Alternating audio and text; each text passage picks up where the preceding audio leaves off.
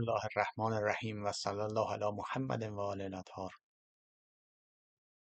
عرض کنم خدمت شما دو تا مسئله رو ما نباید با هم تداخل بدیم و اونها رو با یک نگرش و یک دید و یک تفکر تحلیل کنیم.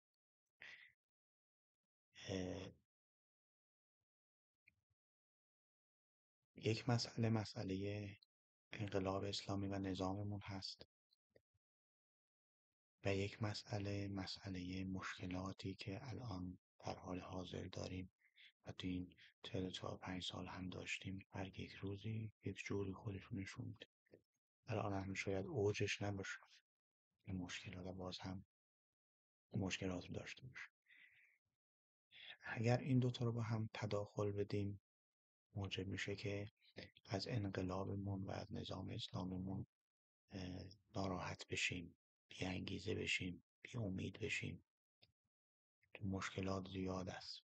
اما اگر تفکیک کنیم، نه، ما یک نظامی داریم، یک انقلاب اسلامی داریم که بر حق است، بر حق استوار شده است، بر پایه قرآن و اسلام و اهل بیت استوار شده است. اون کسی که آمد این کار رو انجام داد، معماری کرد، امام راحلمون هست و اون نفس قدسی که داشت این میراث رو برای ما گذاشت.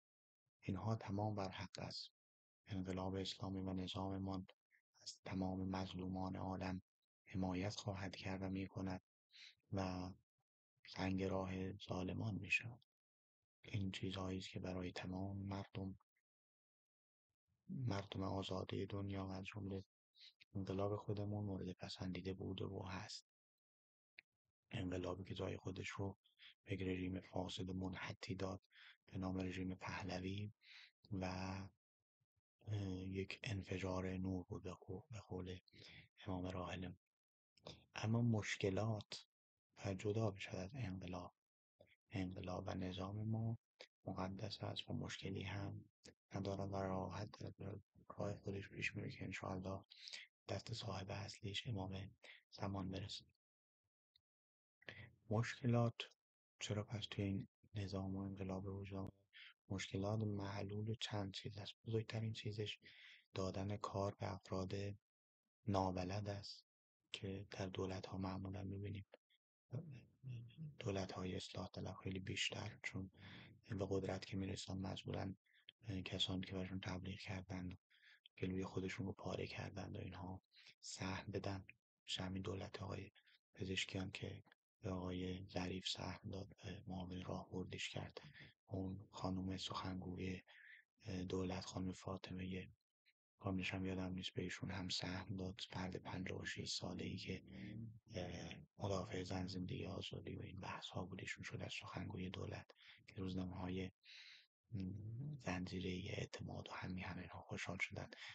نوشتن اضافه شدن یک زن جوان دیگر به بدنه دولت 56 سالشونه. امیدواریم ناکام از دنیا نرن. یا سهم خواهی میدن و هیچ تخصصی هم ندارن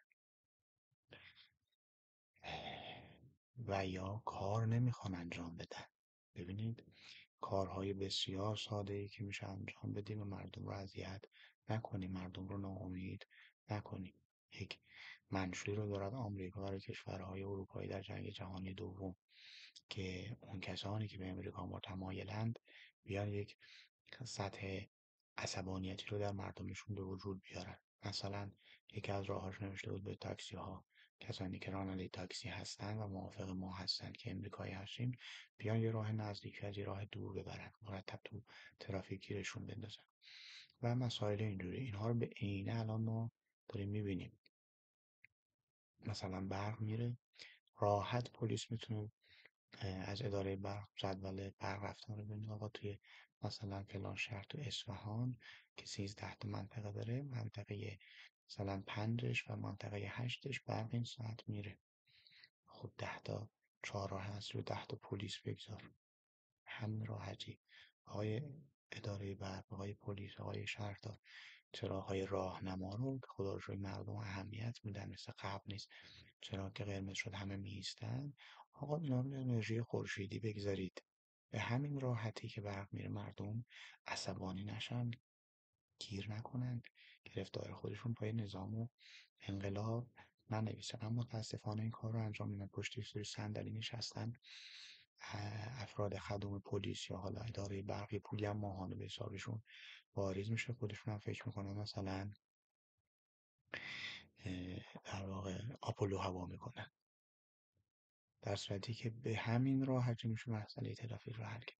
آقای پلیس، تو که نشستی پشت میزه، پشت 4 تا دوربین داری شهر رو اداره میکنی، 4 تا رو بفرست تو شهر، اینهایی که دوبله پارک کردن، اینهایی که بیجا پارک کردن، اینها رو یه اخطار بهشون بده، یا زبانی یا کتبی یا جریمه.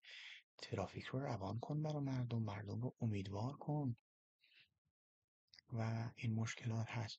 مشکلات به خاطر مدیریت نالایق است، یا مدیری که کار بلد است اما کار انجام نمیده.